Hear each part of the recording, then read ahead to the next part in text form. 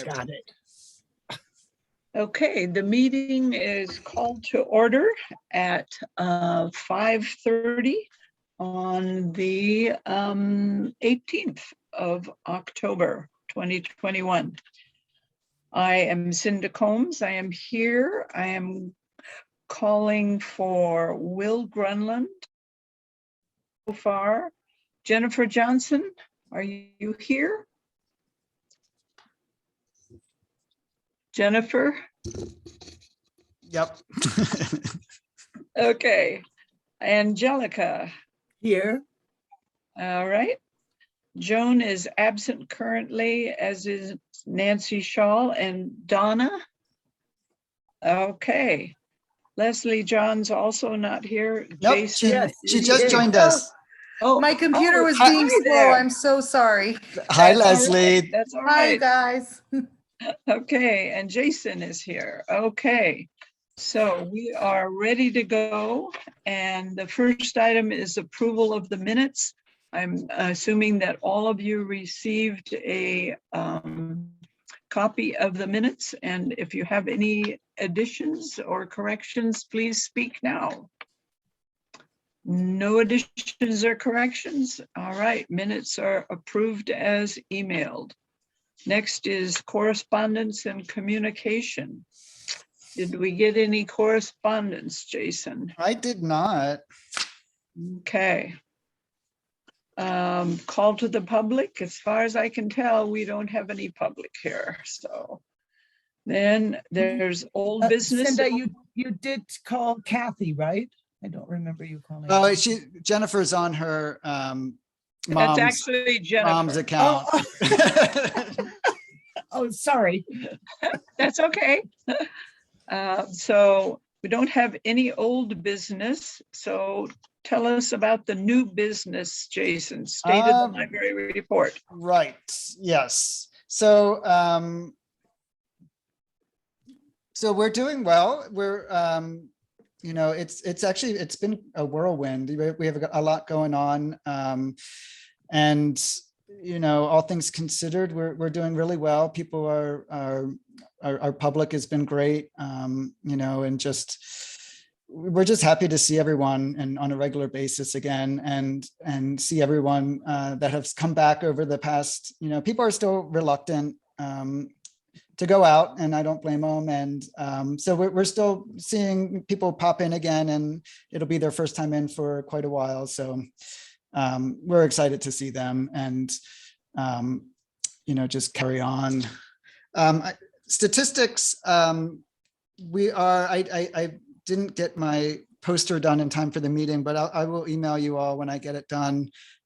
Statistics are looking good. We are on our gradual climb back up to where we were before the whole closure happened and COVID. We're seeing a lot of checkouts again, which is really great, and a lot of kid checkouts, which is fantastic. We've had a lot of families in checking out books and DVDs and all that good stuff. And as far as one part of the statistics I do want to mention is now that the annex is back open and we have our early literacy coordinator, Sarah Sheen, and we've extended our hours for Wednesday and Thursday, 10 to 3, Friday, noon to 5.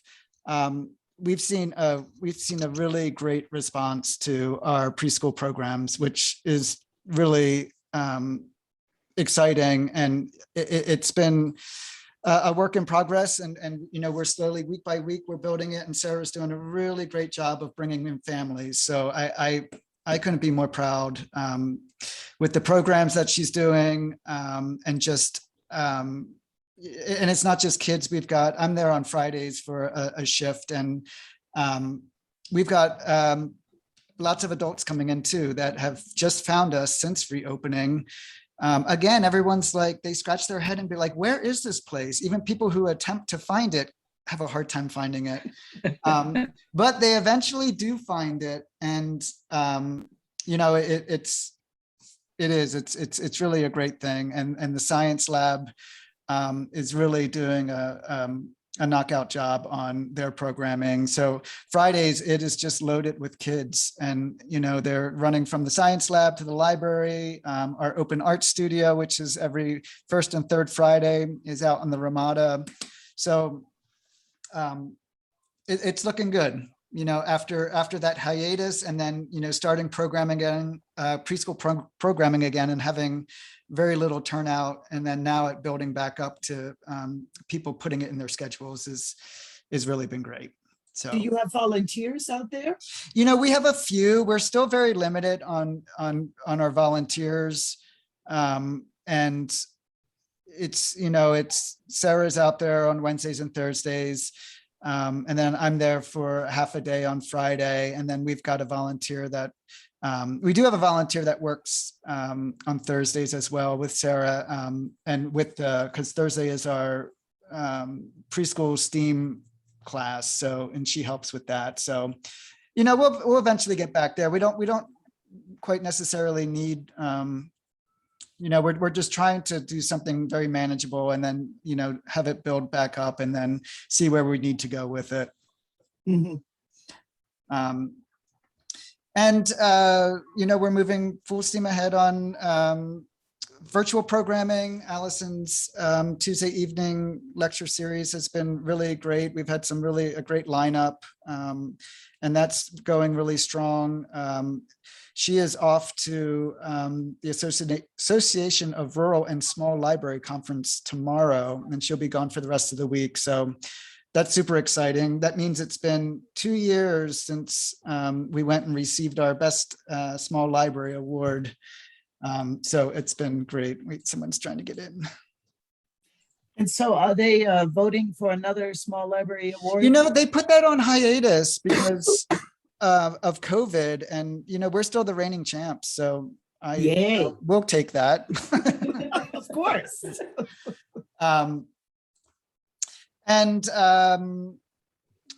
I think that's about all for statistics, and I'll move on to staffing. We're doing good. We've got our core staff. We still have myself and Allison as the full-time people. Damaris is the 19 and a half library assistant. Kathy Park is our 10-hour-a-week library assistant, and then Sarah Sheen is our 24-hour-a-week early literacy coordinator. So we have a full staff, and it's awesome, and we're getting a lot done with all that. I'm going to give just a short overview of the grants update. We've got a lot in the works right now. The Legacy Foundation grant was for the 3-story walks in each ward of Bisbee. And that was submitted, and we're not going to find that out, I think, until the end of December, probably, if we got that or not. And that was for $14,000 to do that. The Freeport grant we did receive. I don't know if that was $70,000 to do some work on the balconies.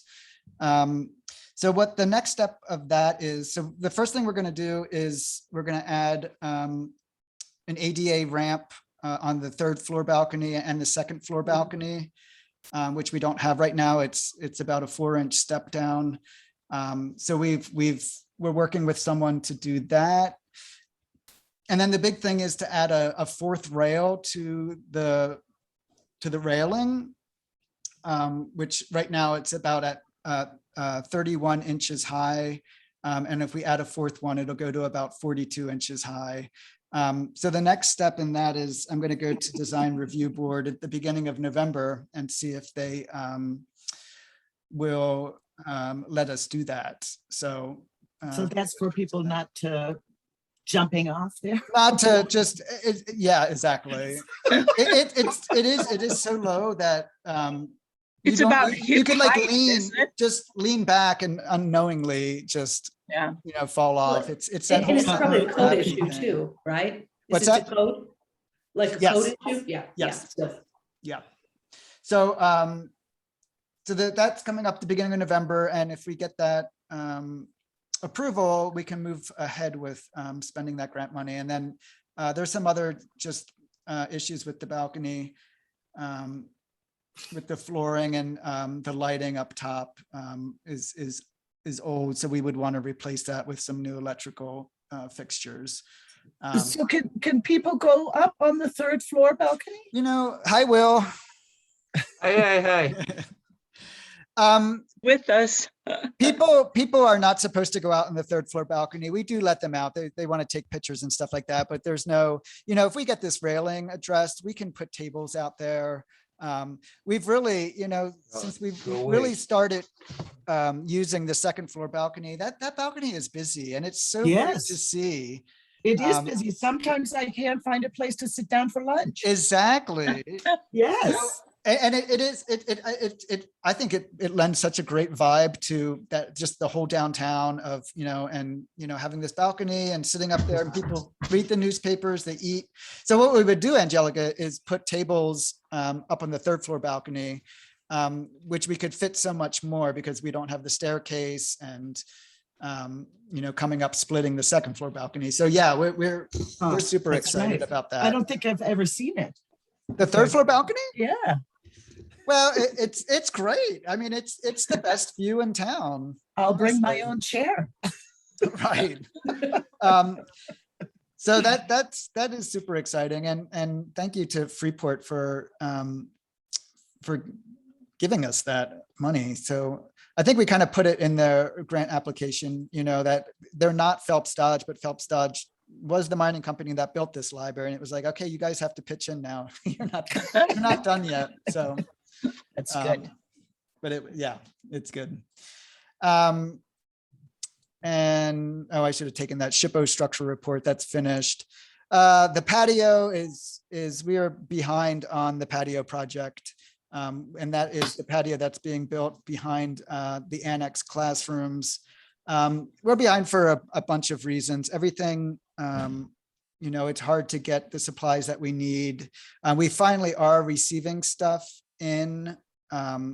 So I'm hoping, and actually it's a better time of the year now to start working. It is intense sunlight out there. So it's all good. It's just, we thought we'd be at least started by now, and we're not. But I'm hoping this winter we can really get to it and have all of our supplies there and have everything all laid out, and then just have our people do it. So I'll have more to report hopefully next time on that. And then our internet upgrade is also behind because our vendor can't get the supplies that they need. Everything is back ordered, but it is ongoing, and it will happen. I just did reach out to them, and they're going to, I think they have some of their stuff in, so that they're from Phoenix. And what this is actually step 2 of the internet upgrade. Step 1 is done, which was just Sparklight turning up the dial on our bandwidth, and but we really won't see the full effect of that until we get the rest of this equipment. So part 2 is a company in Phoenix called CamNet, and they are going to come down and install the proper equipment that we need. And also they're going to install Wi-Fi access points on the front and back of the building and on each interior floor of the library. And those are actually hardwired in, which means that Wi-Fi is going to be so much better, 1,000% better than what it is now, which is great, because actually since reopening, what we've seen is that our public computers are getting used less, and people are just coming in with their own devices. So I don't know if during our closure, people decided to get a laptop or get a smartphone, whatever the reason is. We are seeing a lot more people use the wireless, and I can't wait until this stage 2 is finished, because I really think it's really going to be a great service, especially when we open up the third floor balcony, and people can use their devices up there. We'll put electric just like on the second floor, and people can charge as they use them. So yeah, so hopefully, I think they said that they were going to come down and start sometime in November and then wait for the rest of the stuff and then come back. So fingers crossed on that one. Great. Can I go back to the patio? You and sure just can. Yes. Ask you, is the city going to work on that? So the city is going to do some of this stuff, and then we are working with Brent Weller, Mhm. and he's giving us a great deal. The city doesn't have, I don't think, the time to devote to all of it. So yeah, we're going to be working with Brent. And we've got money to pay him. It was part of the grant. So Oh, I thought he was just doing glass. no, he does all kinds of construction. He's really great. I like working with him. And he's super generous, and we need that too. But speaking of the Public Works Department, I wanted to mention that they fixed, I don't know if you guys saw the big lift truck that was here a couple of weeks ago. We had these leaks that were coming in for years and years and years, and then they fixed the roof, and we still had these leaks. And, so they were like, well, it must be something with where the water is coming off the roof and going into the gutters. And sure enough, it was. So they rented this gigantic lift truck, and they patched all around the scuppers where the water comes off the roof. There were like inch gaps, all like, no wonder we were having a waterfall.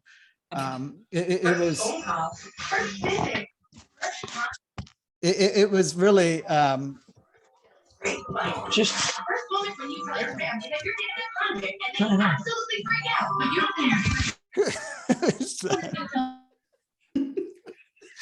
is that you, Will? Uh-oh. You're on, Will. Oh, he's gone now. You might. So we're all fixed, and then they were out again today, and they're looking at just the whole back of the building, is sealing all the cracks and then sealing the entire back of the building, which so desperately needs it. We have a beautiful building, but if you look closely, it needs attention. And Well, it's old. It's old. It's 114 years old. Right. wow. So I think, step by step, we are going to get it. We are going to get it done. It's going to take a while, but their Public Works is on board to do that and some other things. So, I'm really quite pleased that we're at this point. Everyone knows about the issues and people actually care about them, and we're actually going to do something about it. So Now, is this related to the SHPO report? It was, yes. I guess that's why I kept it on there. That this is all in response to that report.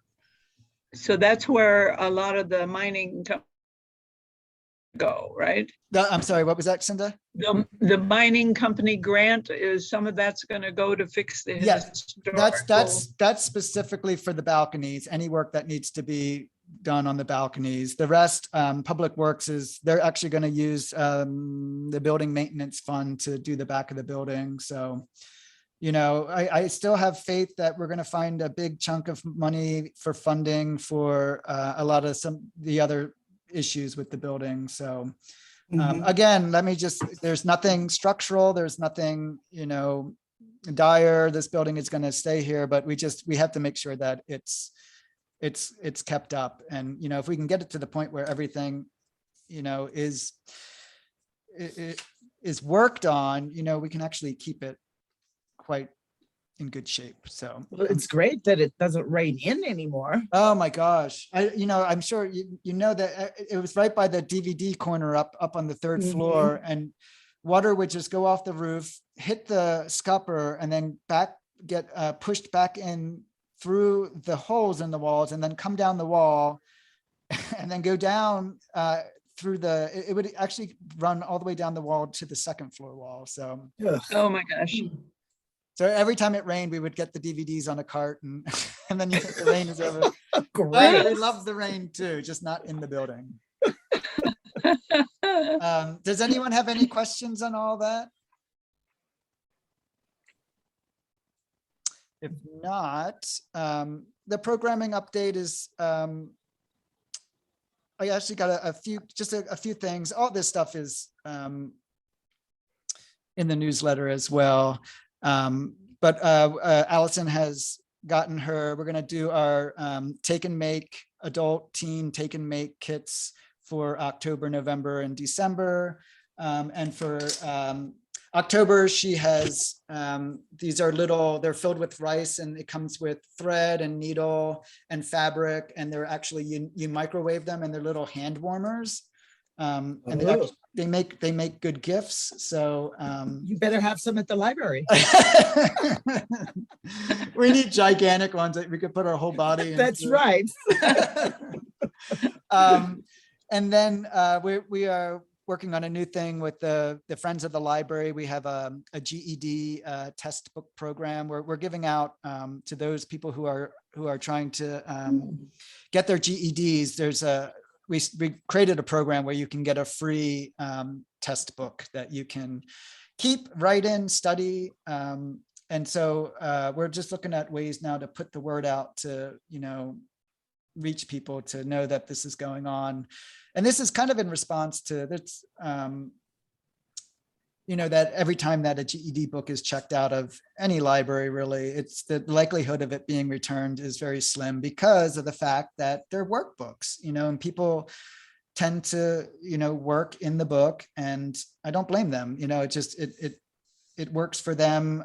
But, at the same time, we don't want them to feel bad that they're stealing a book. We just want to give them it, so we hope that that's kind of and also maybe a step just to oh, hey, maybe I'll get that book. Maybe I'll look at it. Maybe I will try to get my GED. It could lead to some really good things. So I think that's a really cool program. And then we're working with Sky Island Alliance. We're going to be debuting this coming up. They're an organization. They gave us 4 wildlife camera kits. And this is for citizen science. So this is for patrons to check out. You set up your camera, if you've got a watering hole or a bird bath or something like that. What it is it's the camera, it's motion and heat censored camera that will take pictures of animals when they're in the range. So what they're doing, they're tracking what's around, and not necessarily where exactly they are. The animals are safe. This is not used for tracking, a jaguar or puma this is just knowing what's here, when it's here, and when it's not here. So this is kind of exciting because again, it's, the patron becomes the citizen scientist, and they get the camera for a month, and then at the end of the month they fill out a survey at the Sky Island Alliance website of what they've seen, and then pictures will be submitted to the Sky Island Alliance. So it's a really cool website. If you want to check it out, you can see some of the photos of wildlife that's been spotted in the area. And they'll teach you how to use that camera? So they're having they're going to be at the Science Lab Science Cafe on Sunday. And yes, the kits come with how to use it, where to set it up, and what to do. And then there's, thankfully, there is, for their technical issues and difficulties, they have a number that you call them. So that's even better because right. So we'll see how it goes. They're a really great organization. They're great people to work with. So we're happy to have them as a new partner. Nice. I really like your newsletter, I have to say. Oh yeah, it's really, it takes about 20 minutes to go through everything. There's a lot going on, and I do like it. It's, I love to do to feature what our partners are doing, because I think it's really important. And there's just so much going on in Bisbee, and I know it's not like the be all and end all of what's going on, but especially for the organizations that we work with, I love being able to highlight what they're doing. And thank you. I like it too. I think it's a great way to keep everyone connected and on the same page, because there is a lot going on and we're doing a lot, and it's hard to keep track of all that. Uh-huh. Yeah, it's true. So, And are you going to do something for Halloween? so we're going to be at Trunk or Treat in Vista Park Halloween night, well, late afternoon into evening. And we're giving out free books from the grant we got from the Arizona State Library. We have all these books to give out. So we're going to use Trunk or Treat for that. We did that last Nice. year and we had such a great response. And kids were like genuinely excited. So we're not giving out candy, we're giving out books, which makes sense. It's even better. Yes, it's true. And then this is, okay, so this is ready for our discussion and of getting rid of all overdue fines at the Copper Queen Library. Here, here. So, so this is not a new thing. Obviously, I think New York Public Library just got rid of all their fines. And what this is really is just, I'll just say it how I see it, and then you guys can chime in. I just feel like penalizing people for having an overdue library book or DVD or whatever it is they have out is just, it's not necessary. I don't think we should be in the business of penalizing like with a fiscal impact. I think that some people don't realize that, you know, a $5 fine is, you know, maybe not a big deal to some patrons, but to others it is. And it may be the breaking point of like, well, you know, I can't pay that bill, and now I don't want to go back there because I don't want to have to deal with that. And, you know, I've seen it over the years here, and we do lose patrons. And sometimes it's just from principle, you know, that, you know, oh, I never have fines. And, you know, I've seen patrons upset with a 40-cent fine, you know, and that's more principle. Like I you know, and I get it, you know. And also I just think that charging fines, it sets up a barrier between the library and the public. And, you know, we're in the business of taking down barriers and removing them and making access easy and free and open to everybody, no matter who you are. And I just think that, you know, I would just love to see a day that we don't have fines here. I can tell you that Sierra Vista Public Library got rid of all their fines this past year. And the Cochise County Library District that runs all the rural branches actually have never had fines. So it's not even a new thing in Cochise County. I think, Leslie, just for, you know, obviously this is just the beginning. This would have to go before City Council. And, you know, this is just trying to get the Library Advisory Board feeling. But where was I going with that? Oh, the fiscal impact of what we would lose from the library is not, it's at the same time that it's not as much as you would think it is, but at the same time it's about $2,500 a year that we generate from fines. So maybe we could think about another way of generating that money. I mean, we do bring in a lot of grants, but not, you know, the $2,500 goes to the general fund. So that would be missing from that. And, you know, some of my ideas were to really advertise and push the fact that we do faxing, you know, that we do scans. All these things are also, they're we charge for them, and we could, you know, not many people know that, and people actually do fax still. That was another question I got from somebody, and we do, people do fax things. So, so we could possibly make it up in another way. But I want to hear what you all think about it. We want it to happen right away. No more blood money. So I'm taking William is on board. Yes. I'm on board too, and I didn't know that you did faxing and scanning. See? So I think Yep. maybe other people might not know either. And noting that might bring in money. So Right. also, go ahead. I wanted to mention, I have fallen off the program here twice. I don't know if my screen goes. Maybe you didn't miss me at all, but I had to. No, you disappeared. Yeah, I yeah. disappeared. Okay. Yes. Well, it just said connecting and it spun and spun and spun. And so I got out of that and started over again twice. And Jason let me back in. So that was good. So, all right. Yes, I think that we definitely should consider getting rid of the fines. And one of the points that I thought was good was the ALA's resolution, and it says it recognizes fines as a form of social inequity and Yes.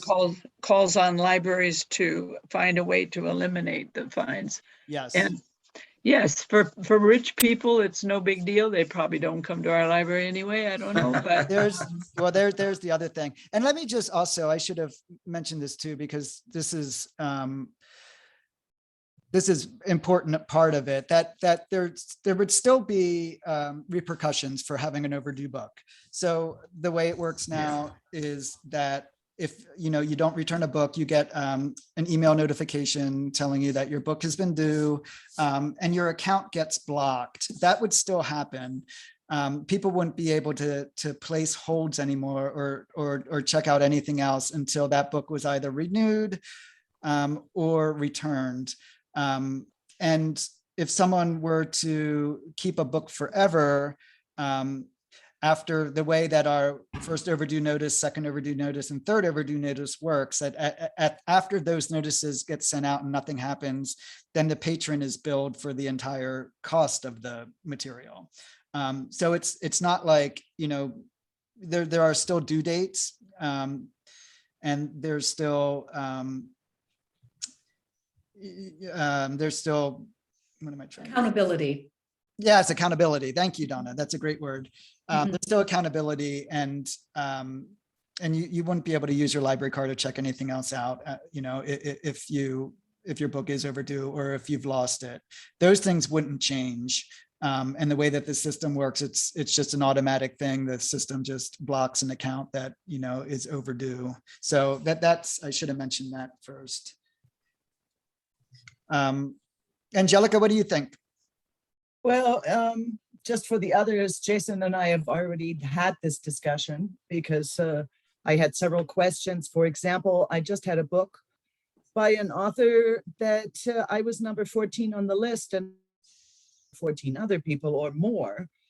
And so my question is, like, let's say that I just decided, well, I'm not going to even need to get it back for another 2-3 weeks. I don't care if you're going to send me a thing saying I can't check out anything else because I have this book, this specific book that I really wanted to read.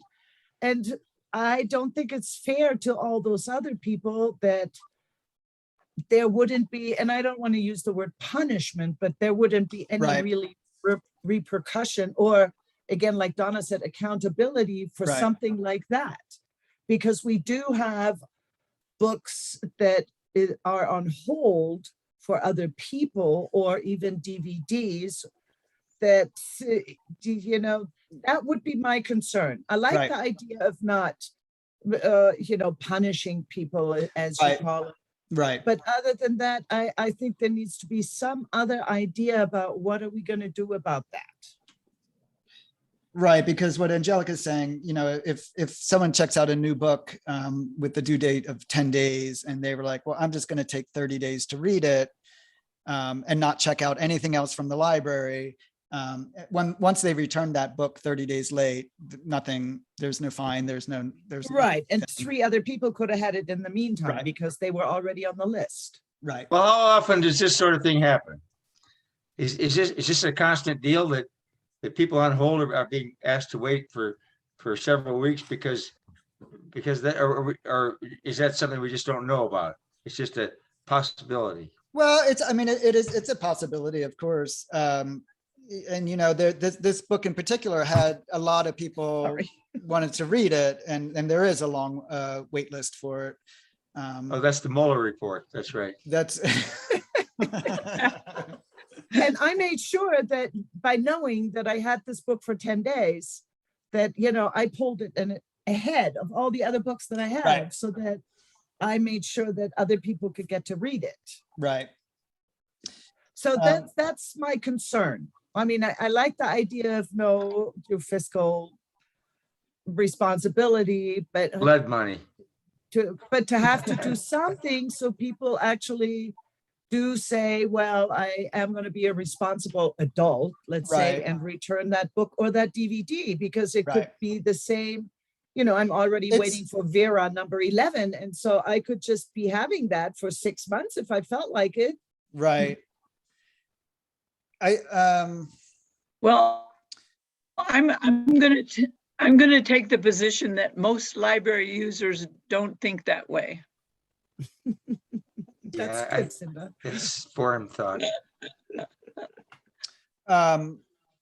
It's just a concern I Yeah, have. no, It's so there's okay. no like, I'm thinking like, yeah, if there's something like, you know, if you have like this, you know, someone that keeps kind of abusing the situation, like, I wonder if this system tracks that, you know what I mean? Like, if this happens all the time. Yeah, not just once. It's Exactly, like, yeah. it's a Uh-huh. repeat offender type thing. You know, So it's just a concern that, Yeah. you know, I wanted yeah, to no, voice. this is great. I mean, this is exactly why we wanted to have this discussion. And yeah, and unfortunately, like, right, we can't just put the good faith into all of our patrons, because not all of our patrons, you know, are mindful like that. And, you know, for whatever reason, and books do come back late, and people do hold on to books. So that one, we don't have an answer to. No, but we could still think about it. sometime. Right, right. And Donna, what do you think? I think that the library is an equalizer. You know, a public library offers resources to people regardless of their financial situation or their educational background.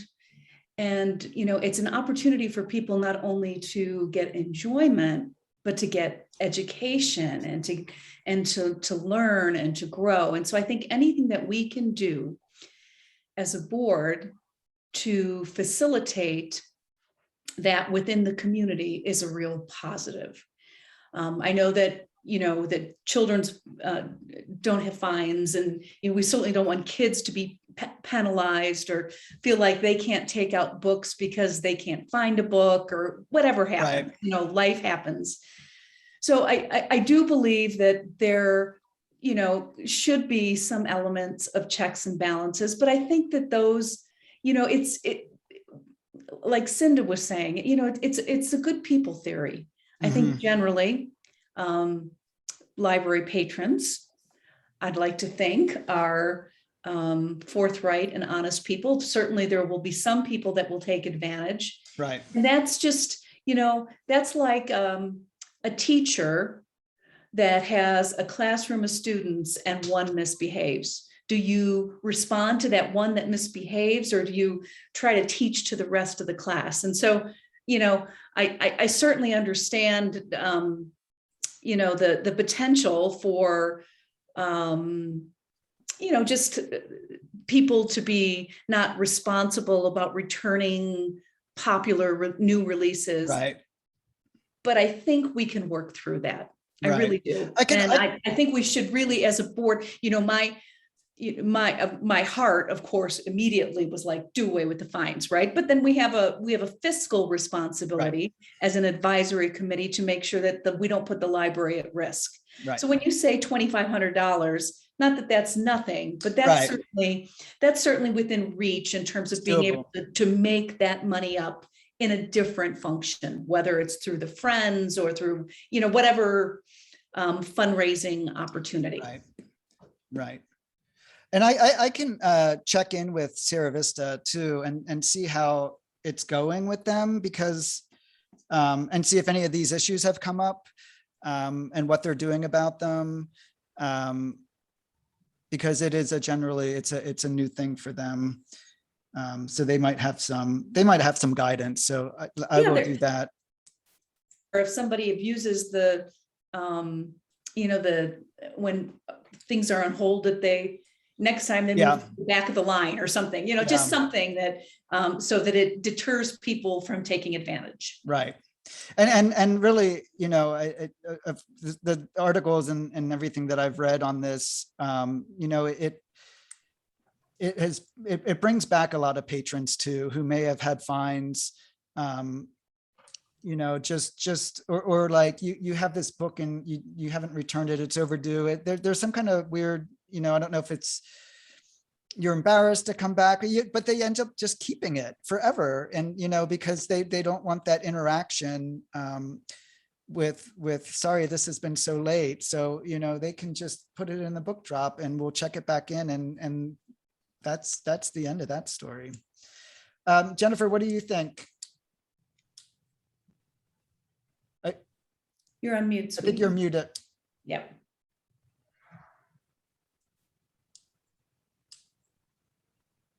Oh, no.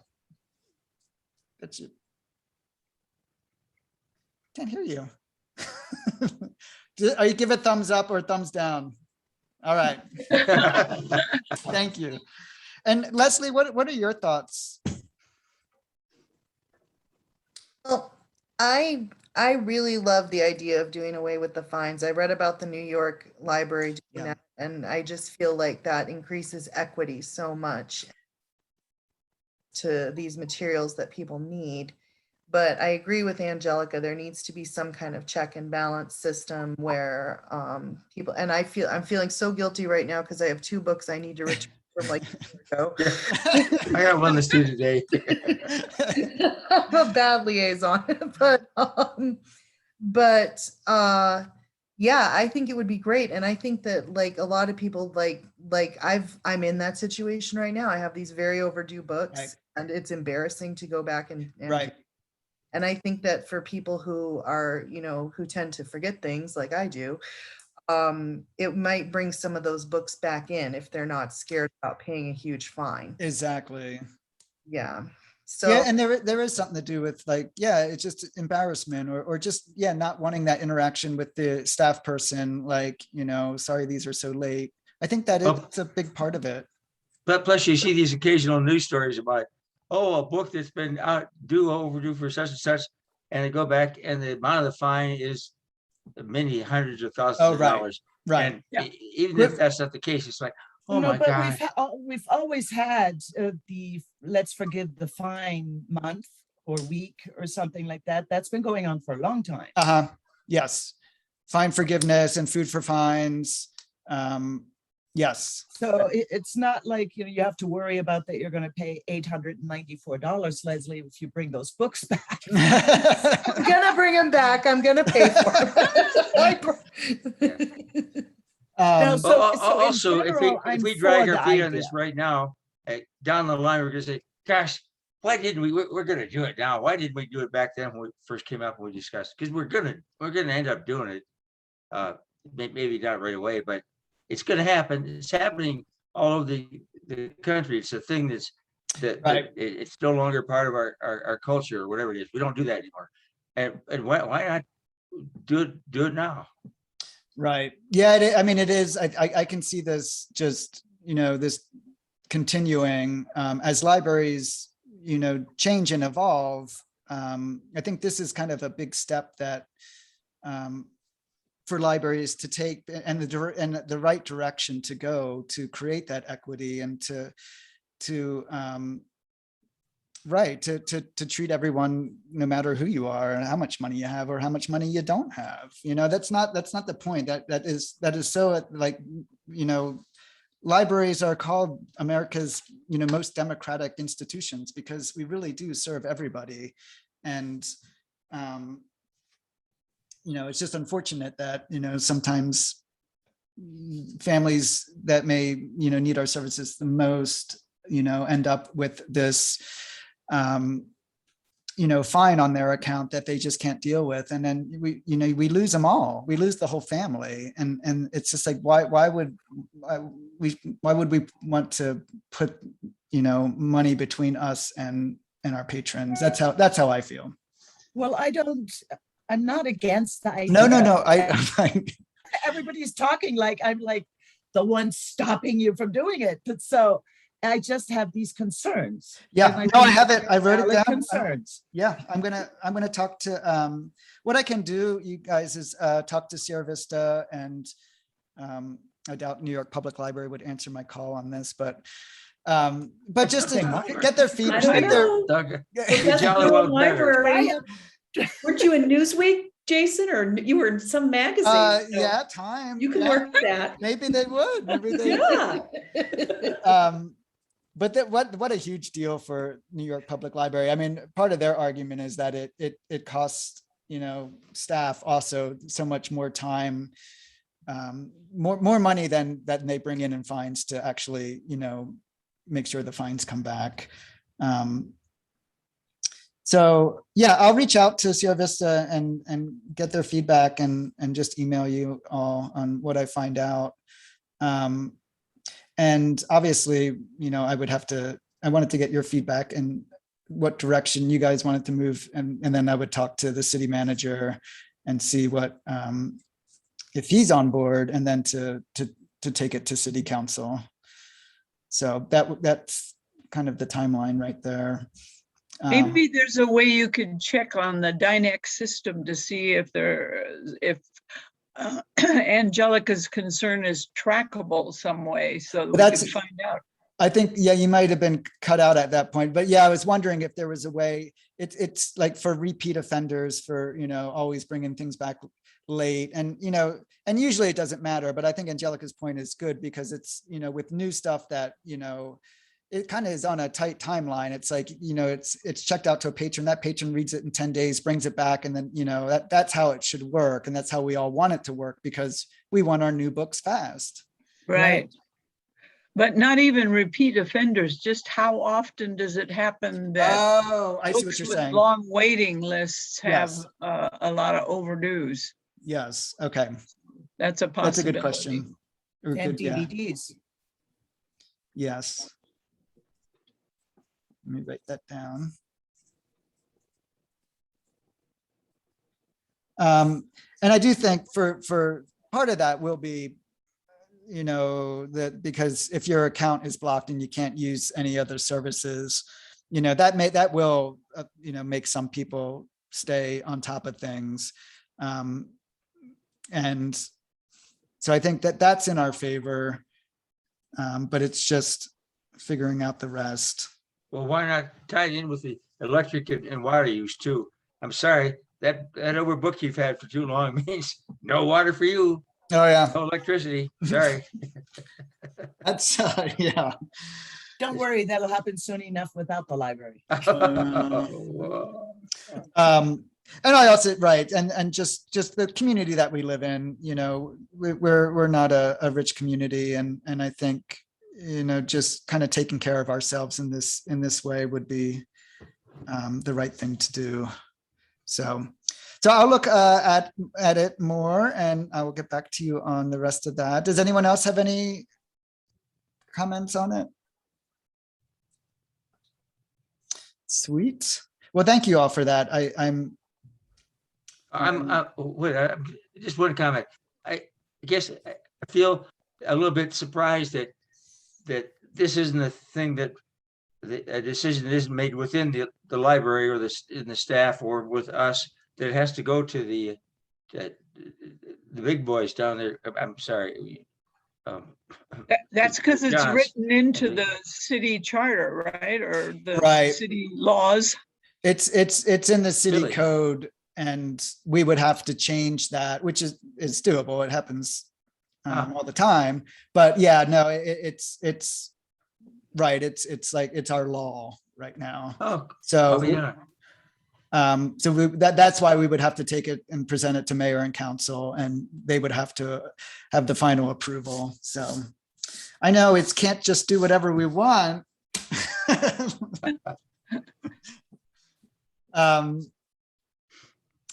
And all right, are we? Are we done with that discussion then? I think we are.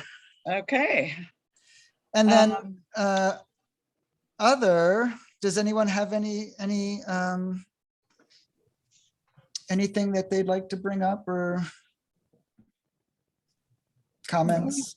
I think you're doing a fabulous job. I've been enjoying the little horror stories. Oh, you yes. posted Yes, outside. those are Yeah. great. I can't believe some people come up with these great 3 sentences. Oh, I know. Wait, you should see the Montessori school participated. And so these are, 4, 5, 6-year-olds. They are hilarious.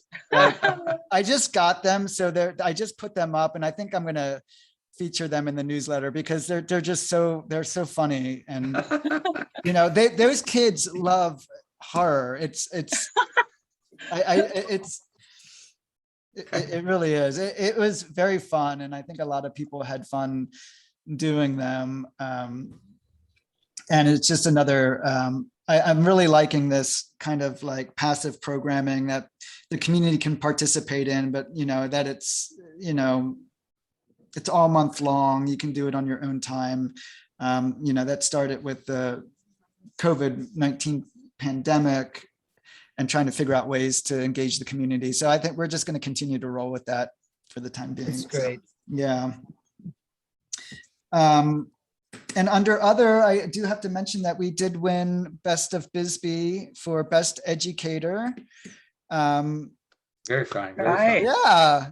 And again, second place for Best Customer Service, Western Bank across the street. This has been going on for years. And I think it's like hilarious, and it's such a fun rivalry. It's just so funny that we're just across the street from each other, but they always win and we always come in second.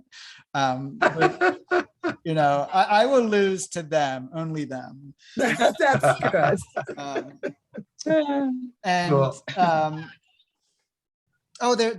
under other too, I want to mention that we are working with the new KBRP director, Mark Moran, and we're going to be working with him on a weekly basis, and he's gonna be recording. We're going to have like a little library segment, and our first segment airs tomorrow morning at 8 a.m. So we had a couple of Zoom meetings with Mark, and I'm really I'm quite impressed with him, and I have high hopes for our partnership and also for KBRP in general. I think it's an exciting time for them. Yeah, he just put that in his newsletter that just came out yesterday. Oh, Or yesterday. oh, good. Mhm. Yes. Yes, because you're taking the place, I guess, of the football game. Yeah. Once the football games are over, we get that time slot. I'm glad. I'd much rather hear about the library than So you guys, Although that's pretty cool that they have gone out and broadcast those games. And I think that's all I have for you all. Unless- That's good. That was a good amount. Yes. If I disappear and cannot finish this last little bit, I just got a message that my internet connection was unstable. That was not news, but Okay. so I guess we're down to for the good of the order, which I will never understand, but that's okay.